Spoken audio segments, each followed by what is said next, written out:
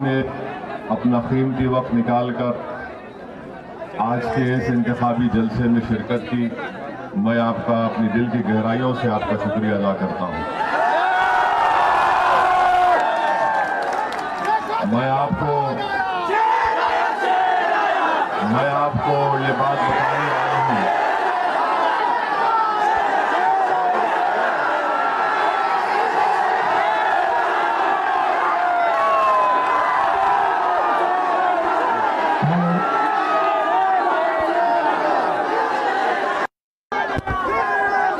और अल्हम्दुलिल्लाह आपने जो मोहब्बत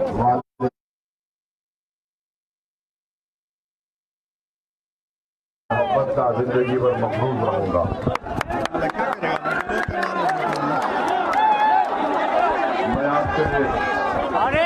मैं यहाँ पर कोई आवाम से बात नहीं करेगा, रुक जाइए, हम आपको बात करें। मेरे अजीज दोस्तों और बुजुर्गों, ये बड़ी अफसोस की बात है कि हमारी जमहूरियत में सेकुलरिज्म को जिंदा रखने की जिम्मेदारी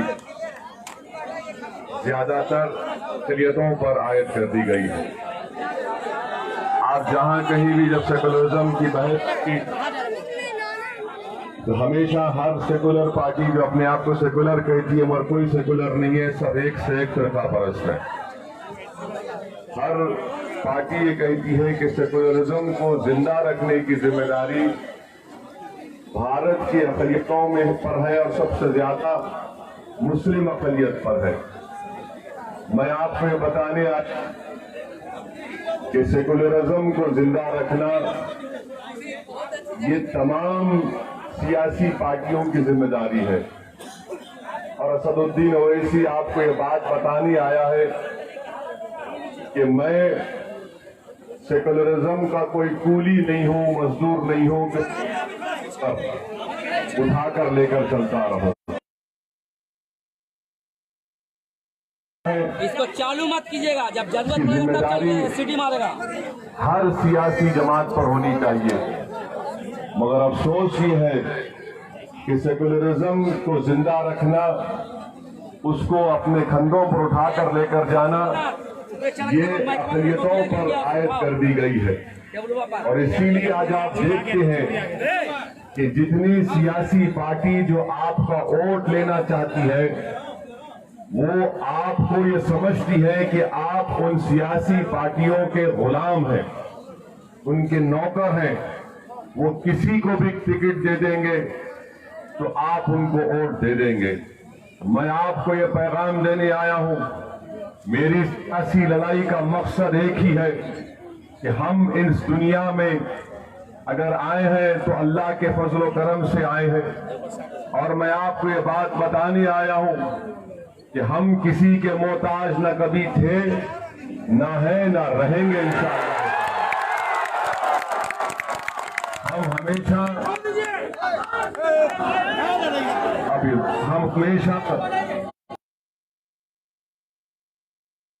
रब्बे कायनात के मोहताज हैं और रहेंगे इंशाअल्लाह ताला। और यही बात आपको आज के इस जलसे से ये पैगाम लेकर जाना है कि आप किसी के मोहताज नहीं है, हर सियासी पार्टी आपकी मोहताज है और हम बना के रहेंगे इंशाअल्लाह।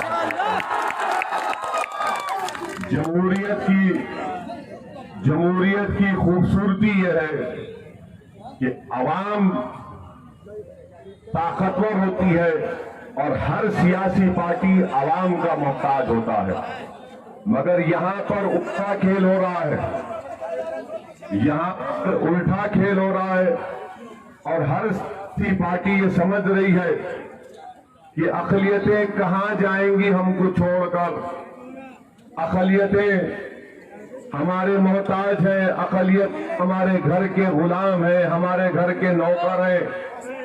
अक़लियतों की जान और उनकी इबादत गाहों की हिफाजत कौन करेगा अगर तुम हमको वोट नहीं दोगे। मैं आपको बड़े साफ और वाज़ेह अल्फाज में कह रहा हूं कि जिस किसी ने हमको पिछले 50 साल से कहा कि तुम्हारी जान की हिफाजत तुम्हारी इबादत गाह की हिफाजत, तुम्हारे कल्चर की हिफाजत, जितने भी वादे किए गए थे इन्होंने ही हमारे पीठ में खंजर घोंपा और हमको तबाह और बर्बादी के दहाने पर लाकर खड़ा कर दिए। ये बात आपको साफ तौर से समझना है। मैं ये बात इसलिए कह रहा हूं क्योंकि अगर आप बिहार में मुस्लिम अक़लियत या दलित का पोजीशन देखेंगे तो इसका जिम्मेदार कौन है? 30 साल से आपने 15 साल आपने एक परिवार को वोट दिया, आपको देख रहे हैं। 15 साल आपने नीतीश कुमार और बीजेपी को वोट दिया। 30 साल में आखिर हासिल हुआ?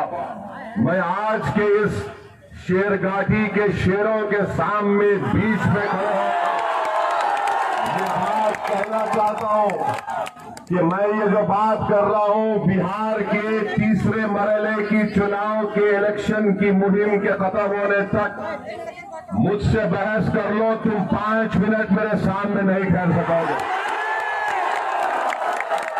आप अंदाजा लगाइए कि इस पार्टी को, जिसको आपने लालू प्रसाद यादव साहब की फोटो देकर उनको वोट दिया, आज वो एक दुर्गा वहानी आरएसएस की एक तंजीम के जिम्मेदार को अपना कैंडिडेट बनाकर आपसे कह रहा हूं। तो मैं शेरघाटी के शेरों के दरमियान में और हमारे घर में मैं उनको भी सलाम करता हूं और आपको ये पैगाम देने आया हूं कि हम सिर्फ वोट डालने वाले नहीं हैं। हमारी जिंदगी का मकसद सिर्फ वोट डालना नहीं है। आज तुम्हारे दरमियान में तुम्हारा एक दीवाना, तुम्हारा एक भाई तुम्हारे सामने आकर झोली फैलाकर तुमसे अपील कर रहा है कि तुमने 30 साल आरजेडी नीतीश कुमार कांग्रेस का साथ दिया, अब एक 5 साल तुम इस दीवाने का साथ दे दो। आज हम तुमसे अपील कर रहे हैं, आप अंदाजा लगाइए कि दुर्गा वाहिनी से ताल्लुक रखने वाले एक जिम्मेदार को आरएसएस को आरजेडी ने टिकट दिया। क्यों टिकट दिया? इसलिए दिया क्योंकि आपकी कोई औकात और हैसियत आरजेडी और कांग्रेस में नहीं है। अगर आपकी औकात और हैसियत को आपको दिखाना है तो मैं आप तमाम से अपील कर रहा हूं कि 28 तारीख को आपकी ताकत, आपकी औकात, आपकी हैसियत, आपकी इज्जत और आपके दबदबे को अगर बरकरार रखना है शेरघाटी में, हरगिज आरएसएस के चेहरे का साथ मत दो, बल्कि मजलिस इत्तेहाद और मुस्लिमीन के उम्मीदवार के अपने अपना वोट देकर शेरघाटी में अपने झंडे को। आज अफसोस इस बात का है कि गुरूर और तकब्बुर में डूबकर आरजेडी और कांग्रेस ने ऐसे उम्मीदवार को मैदान में उतारा क्योंकि ये जानते हैं ये कहां जाएंगे मौलाना, ये बच्चा कहां जाएगा? अरे ये तो हमारे घर का नौकर है, इसीलिए हम इसको टिकट देते हैं। इनको क्या पूरे शेरघाटी में कोई शेर नहीं मिला? पूरे शेरघाटी में इनको कोई कैंडिडेट नहीं मिला जो इनको पार्टी के उम्मीदवार के तौर पर पेश किया जा सकता था। मगर मैं आपसे अपील करने आया हूं कि आप और हम सिर्फ वोट देते आए हैं। अगर मैं बिहार को आया हूं तो वोट लेने के लिए भी आया हूं और इन लोगों को अपनी औकात और हैसियत दिखाने के लिए। अगर आज हम बिहार में इलेक्शन लड़ रहे हैं तो मैं आपको बताना चाहता हूं कि मैं यहां पर अपनी मकबूलियत या अपनी लीडरशिप को मजबूत करने नहीं आया हूं। मैं अगर आया जवानों को लीडर बनाने के लिए आया, मैं लड़ रहा हूं तो अपनी मकबूलियत के लिए नहीं। अल्हम्दुलिल्लाह, अल्लाह का इतना बड़ा फजल और करम है कि अल्लाह ने इस गुनाहगार को बहुत चीजों से नवाजा। और अगर मैं यहां पर आया आया हूं मेरे भाई, मेरे बुजुर्गों, तो आपको लीडर बनाने के लिए आपकी हैसियत और आपकी औकात जो ये तमाम नाम निहाद आरजेडी और कांग्रेस के लोग भूल चुके हैं, इनकी नींदों को हराम करने के लिए आया हूं।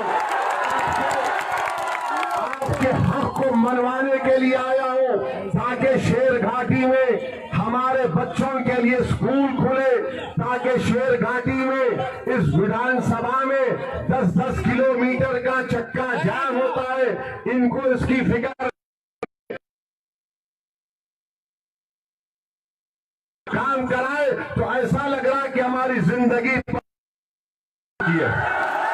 मेरे अजीज दोस्तों और बुजुर्गों, अब वक्त आ चुका है कि ये भारत जो हमारा मुल्क है, जिसको हमारे बुजुर्गों ने अपने खून से सींचा, जिसको हमारे बुजुर्गों ने अंग्रेजों के खिलाफ अपनी जान की अजीम कुर्बानी दी, ये हमारा भारत जिसमें हमने मोहम्मद अली जिन्ना के पैगाम को ठुकराया, इसको हमारी सरजमीन माना।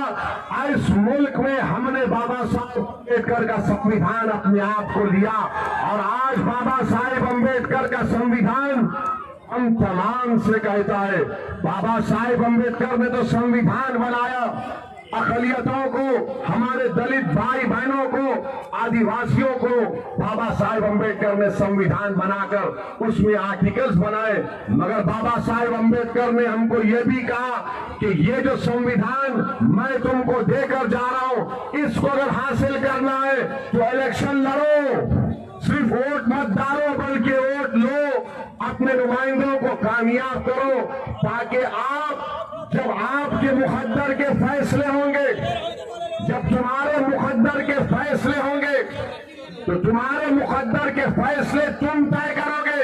कोई आरजेडी, कांग्रेस, नीतीश या मोदी बैठकर हमारे मुकद्दर के फैसले नहीं कर सकता। अगर फैसला करना है, अगर बात करना है, अगर फैसला करना है, बात करना है, तो बराबरी की बात होगी। ये नहीं हो सकता कि मैं किसी एक दूर कोने में खड़ा हूं और मुकद्दर का फैसला कर दे। अब असदुद्दीन ओवैसी आपको पैगाम देने आया है कि टेबल भी होगा, उस टेबल के सामने कुर्सी होगी, और उस कुर्सी के सामने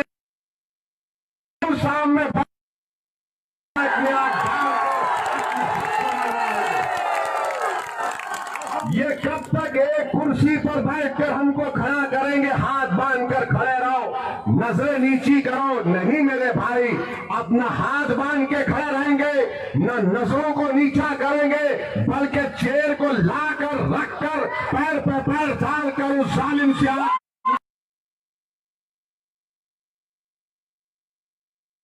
करना। मैं आपसे एक सवाल करना चाहता हूं, CAA NPR NRC का आपने एहतजाज किया था, CAA NPR NRC का आपने एहतजाज किया था ना? यहां पर कितनों ने किया था? हाथ उठाओ।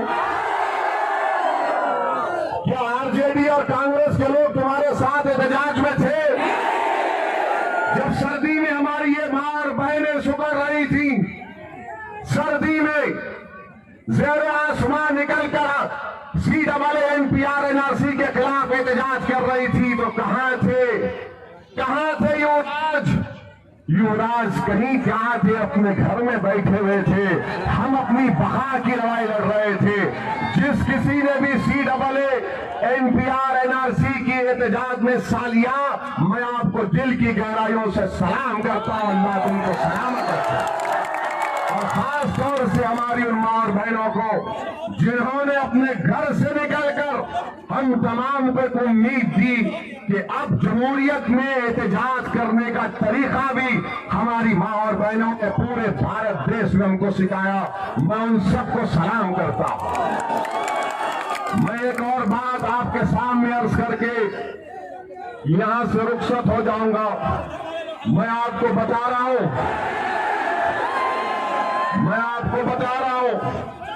कि आज आपको डरने और घबराने की जरूरत नहीं है, हरगिज़ नहीं है।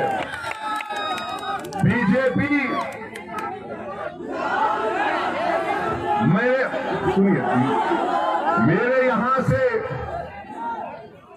यहां से जाने के बाद यकीनन कांग्रेस, आरजेडी, जेडीयू, बीजेपी के सब लोग आएंगे, क्योंकि जब शेर जाता है तो शेर जाने के बाद ही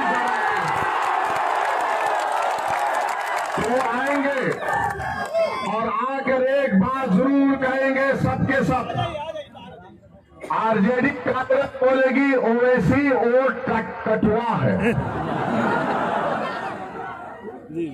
ये वोट तुम्हारे काटने आया है। मैं आपको ये उनका सवाल का जवाब अब दे रहा हूं। मैं वोट काटने नहीं, मैं तुम्हारी जिंदगियों को हराम करने आया हूं।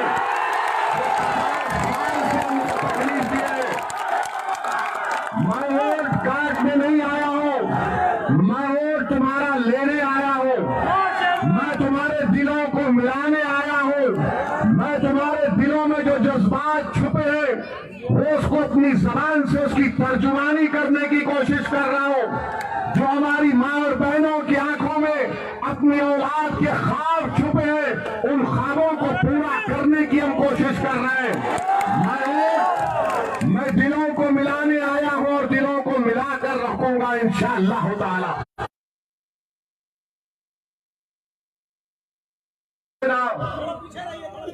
ये पार्लियामेंट के 40 सीटें हैं बिहार में, 39 लोकसभा सीट पर से अपने पार्लियामेंट के चुनाव वोट दिया। कैसा जीता मोदी,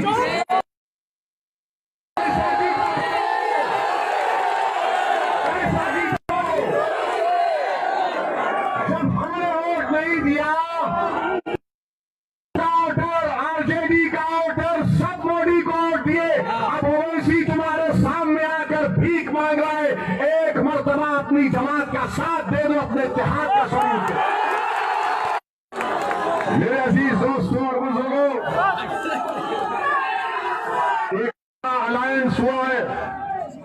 हमने कुशवाहा साहब की पार्टी आरएलएसपी, आपसे मेरी गुजारिश है कि इसमें देवेंद्र यादव, राजभर साहब की भी पार्टी है। कुल मिलाकर 6 पार्टियों का ये डेमोक्रेटिक सेकुलर अलायंस फ्रंट बना और हमने कुशवाहा साहब को अपना चीफ मिनिस्टर के तौर पर अपना उम्मीदवार बनाकर पेश किया। मेरी आपसे गुजारिश है कि हमारी ये बहन यहां पर जो खड़ी है और जो बीएसपी के कैंडिडेट्स या जो जहां कहीं भी इस अलायंस के कैंडिडेट्स हैं, हमारी बहन जनाब रीता देवी और राघवेंद्र नारायण साहब जो बीएसपी गुरुवा के कैंडिडेट हैं, आप हमारी बात उस विधानसभा के वोटर तक भी पहुंचाइए और उनको कामयाब और कामरान करिए। मैं आपको बात, अहम बात बताना चाह रहा हूं। हाँ, मसरूर आलम तो है भाई, ये तो है ही ना। मसरूर आलम तो दूल्हे हैं, इनको दूल्हा बना दीजिए, आप कामयाब कर दीजिए इंशाअल्लाह ताला। अभी ऐनक लगाकर बड़े स्मार्ट भी लग रहे हैं माशाअल्लाह। मेरे अजीज दोस्तों और बुजुर्गों, मेरे अजीज दोस्तों और बुजुर्गों, ये लड़ाई जमहूरियत की लड़ाई है और अगर हम कुशवाहा साहब को बिहार का नया मुख्यमंत्री बना देते हैं तो यकीन मानिए इंशाअल्लाह ताला बिहार में एक नया सियासी इंकलाब बर्पा होगा। नीतीश कुमार तो रिटायरमेंट होम जाने वाले हैं। नीतीश कुमार अब नहीं होने वाला उनसे, अब नहीं होने वाला नीतीश कुमार से।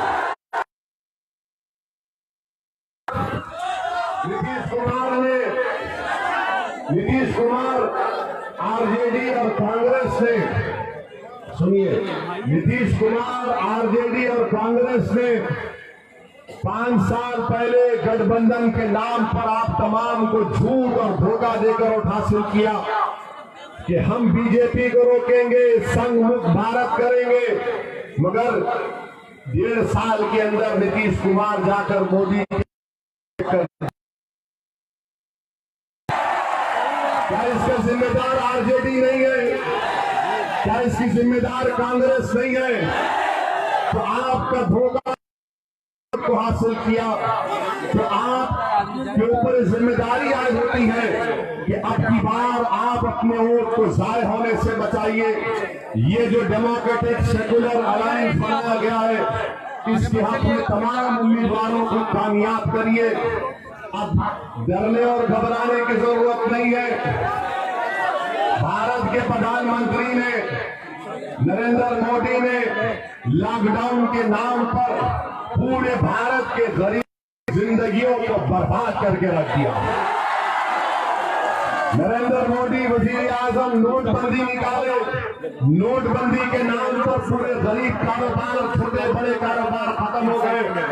लॉकडाउन जब नहीं करना था नरेंद्र मोदी ने 4 घंटे में लॉकडाउन कर दिया और का टाइम दिया। बताइए हर महाज पर बीजेपी नाकाम साबित हो रही है। कोरोना के ताल्लुक से नरेंद्र मोदी ने कहा था कि 21 दिन में मैं कंट्रोल कर लूंगा। मोदी जी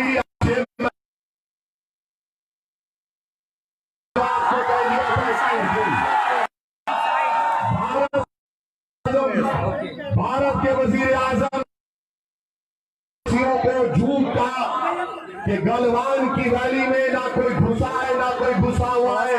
आज भी गलवान में चीन की फौज घुसी हुई है। प्रधानमंत्री ने ये कहा था कि मैं बिहार के उन जवानों के सामने अपना सर झुकाता हूं जिन्होंने चीन से जानों को कुर्बान किया। मैं भारत के प्रधानमंत्री से जानना चाहता हूं, प्रधानमंत्री ये बिहार के जो 20 जवानों ने अपनी जानों को कुर्बान करके भारत की सरजमीन की हिफाजत हजारों फीट ऊंचे चोटियों पर कर रही है, वही जवानों वीर माए आपसे पूछ रही है कि जिस जगह पर मेरा बेटा शहीद हुआ क्या वहां पर चीन बैठा हुआ है अपने आउटपोस्ट लगाकर PPP 50 कहना चाहते हैं। नरेंद्र मोदी जी आप कहते हैं कि मेरा 56 इंच का सीना है, तो हमारा 56 इंच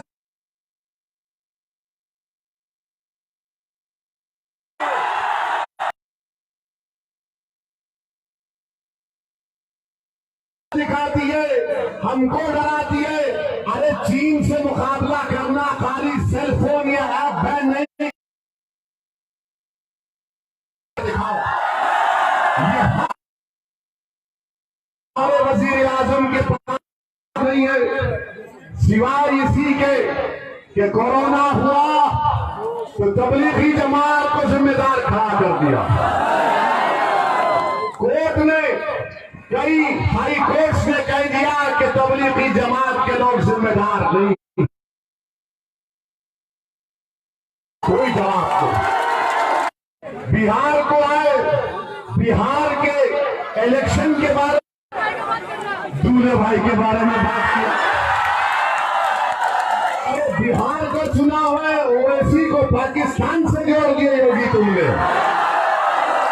सुनो आरएसएस वालों और आरजेडी के बीजेपी के सुनो आप, मोहम्मद अली जिन्ना से कोई ताल्लुक था ना कभी रहेगा इंशाअल्लाह ताला। आज अगर हम भारत में हैं तो हमने जिन्ना को ठुकराया था, हमने भारत को अपना सरजमीन माना। और अगर कोई मेरी वफा के ताल्लुक से सवाल करता है तो मैं उससे कहूंगा कि बिहार में जितने कब्रिस्तान हैं उन कब्रिस्तानों में जितनी खबरें हैं वो मेरी वफादारी की निशानियां हैं। और मैं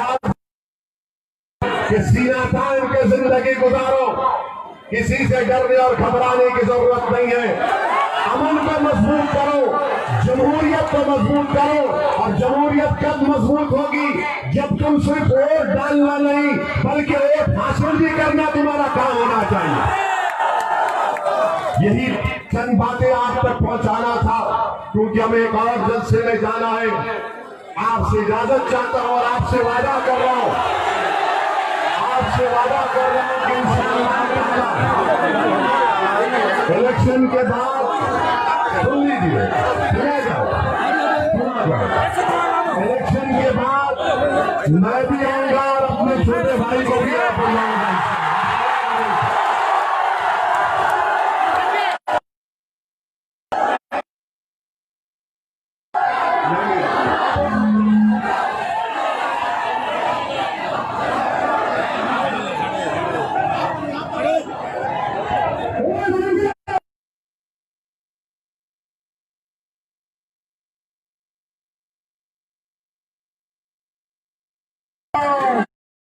मीम न्यूज़ वेब की ताज़ा तरीन खबरों के लिए लाइक करें, सब्सक्राइब करें हमारा यूट्यूब चैनल।